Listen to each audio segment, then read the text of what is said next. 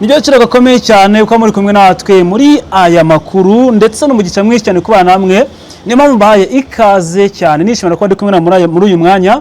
Nitwa Ajabu Marashingiye kubwira amakuru agezweho muri Middle East. Hari amakuru ari kuvuga yuko Iran yamaze gusaba leta zunze ubumwe za Amerika guhagarika intambara, hanyuma Iran nayo igafungura muri Hormuz byihuse cyane.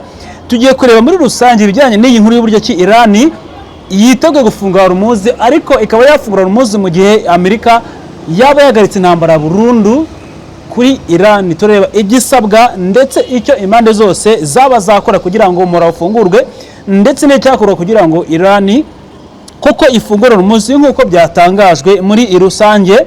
Ubu tuvugana rero ikinyamakuru cyitwa BBC Gahuza cyandika mu Kinyarwanda ndetse n'Icyongereza n'izindi zitandukanye. Hari umutwe cyahaye inkuru ugira uti Iran yasabye Amerika guhagarika intambara burundu, hanyuma Iran nayo igafungura umura wa Hormuz. Biri kuvugwa ko Iran yamaze gutanga ubusabe kuri Amerika. Iran yiteguye gufungura umura wa Hormuz byanze bikunze. Mbere ko tujya mu kintu cyacu neza, reka nkubwire yuko uyu munsi Minisitiri w'ububanyi n'amahanga wa Iran Abbas Araghchi yageze mu Burusiya gushaka ubufasha bw'intambara.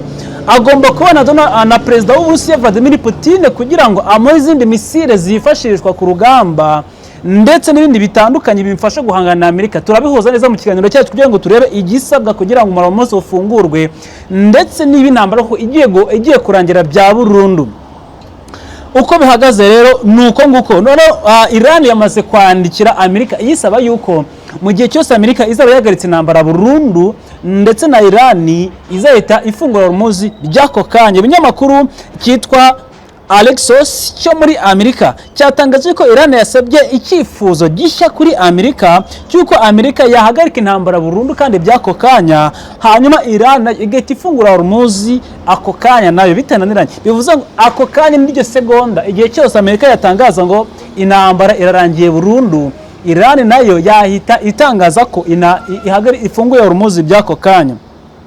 Ibingibi ni mu gihe Trump yakomeje gusaba cyangwa se yakomeje gutangaza ko hari icyifuzo cyuko Iran yahagarika gukoresha ingufu za nucleaire, hanyuma mu biganiro byayo, hanyuma Iran yahagarika nucleaire, Trump nawe agahagarika intambara kuri Iran. Bivuze ngo kugira ngo intambara ihagarikwe burundu nuko Iran yahagarika nucleaire. Ariko mu itangazo Iran yanditse yavuze ngo mu gihe cyose Amerika yahagarika intambara kuri Iran ndetse n'ibijyanye nuko twareka gukoresha nucleaire nabyo mukabishyira ku ruhande, muri rusange musabwe kutatubuza gukoresha ingufu za nucleaire. Muhagarike intambara kuri Iran, mureke kutubuza gukoresha ingufu za nucleaire, hanyuma mudu uburenganzira bwacu bwose natwe dufungure Hormuz. Icyifuzo cya Iran nuko giteye. Ariko Amerika nayo ikavuga ngo mbere ya byose mureke gukoresha ingufu za nucleaire, ndetse Trump akunda gushimangira ko ashaka ko Iran itazigera ikoresha ingufu za kirimbuzi n'umunsi umwe. Ikintu gihari nuko muri rusange hari impaka ziri kuba hagati y'impande zose ari Iran ndetse na Amerika. Bivuze ngo mu gihe cyose Iran itazemererwa gukoresha nucleaire ntizabihakana.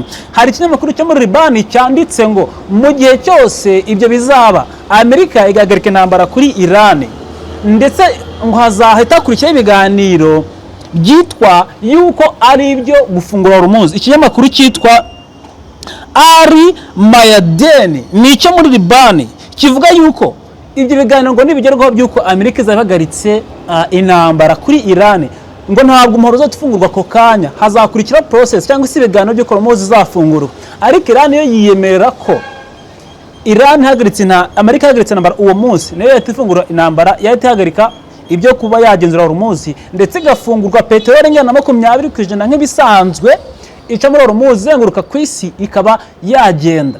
Dushingire ku iki twavuze mu kanya kashize, Uburusiya buri gufasha igihugu cya Iran muri iyi ntambara mu buryo butandukanye. Hari amasezerano yasinywe hagati y'igihugu cy'Uburusiya ndetse na Iran mu myaka yashize ashingiye kuki amasezerano bafitanye harimo guhanahana intwaro, harimo kandi aya kwikura mu kibazo mu gihe igihugu kimwe kiri mu bihano. Ubwo no kuvuga ngo niba Iran iri mu bihano Uburusiya bakayifasha kubona amafaranga n'ibindi bitandukanye kugira ngo bya bihano yashyizwemo n'amahanga cyangwa ibihugu bitandukanye nka Amerika bitegiraho ingaruka.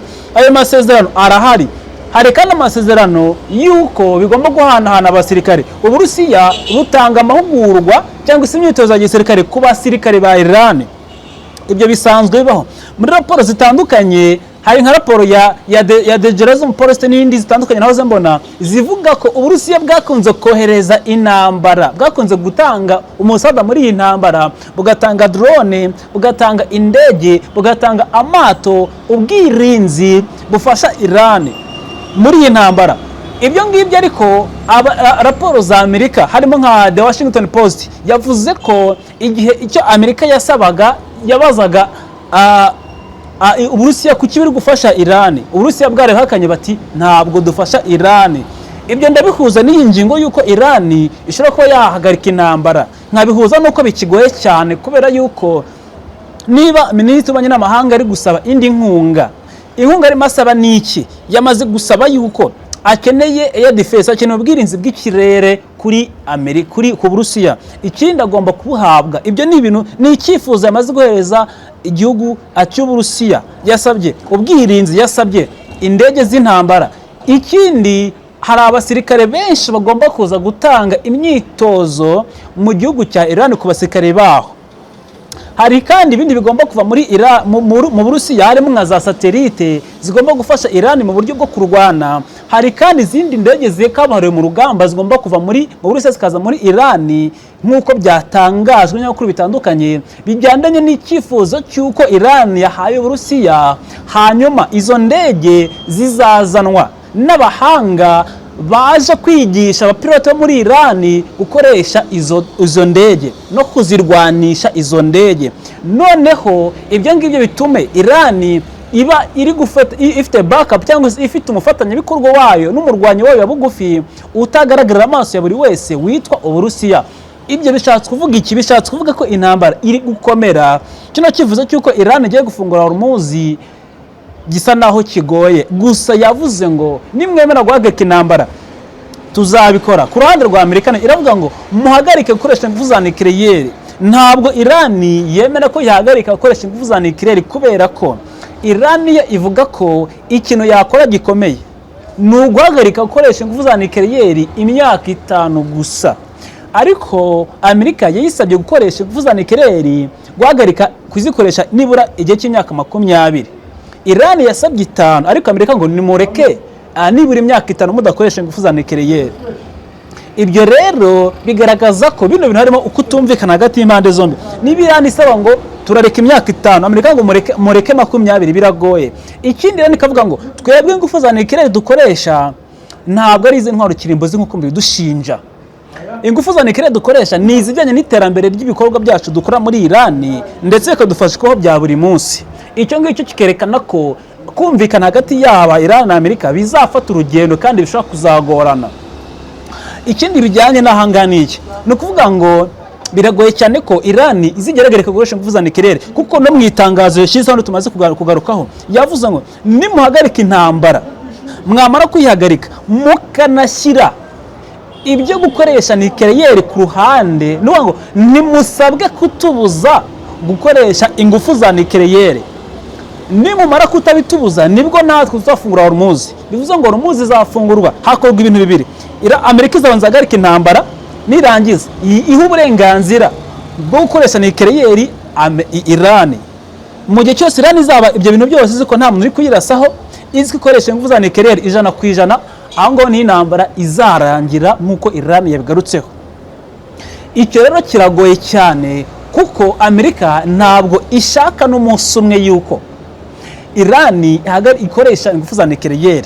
Yisabye imyaka 20, ariko Trump avuga ko adashaka ko Iran izigera ikoresha ingufu za nucleaire ndetse n'intwaro kirimbuzi. Kuva na kera Trump minakunda kuvuga, kuko Trump kuva kera avuga ko adashaka ko Iran izigera ikoresha n'umunsi umwe ingufu za kirimbuzi. Trump kugeza uyu munsi ari ku gitutu cy'amahanga ngo arangize intambara ya Iran. Igitutu kirakomeye cyane ku buryo agufungura umwaro wa Hormuz ariyo ngingo y'ingenzi mu biganiro hirya no hino hagati ya Tehran ndetse na Washington.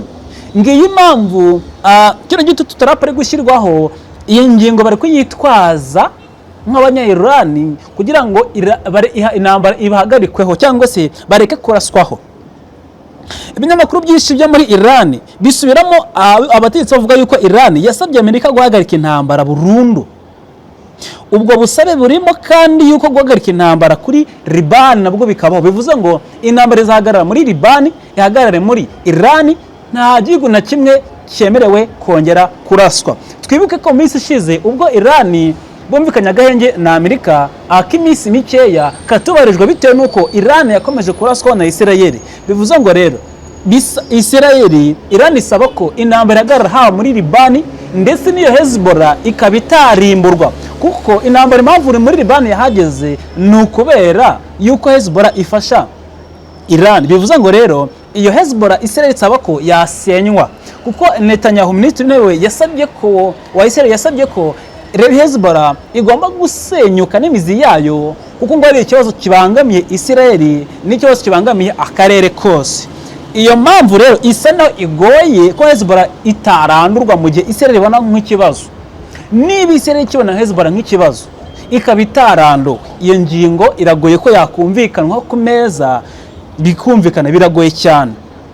Ikindi bakavuga ko impamvu bigoye ni iki, nuko Amerika ngo yaje muri iyi ntambara itabigambiriye cyangwa se itayiteguye.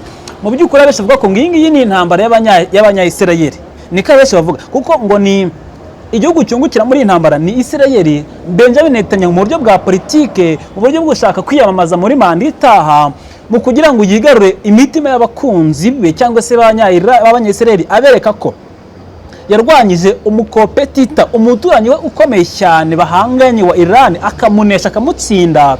Abaturage ba Israel bakwiye kongera kumutora indi manda ikurikira. Asaba Amerika kuza kumutera inkunga mu bitugu, noneho akarwana. Bivuze ngo Amerika yo iri muri iyi ntambara itateguye, niko abenshi babihamya.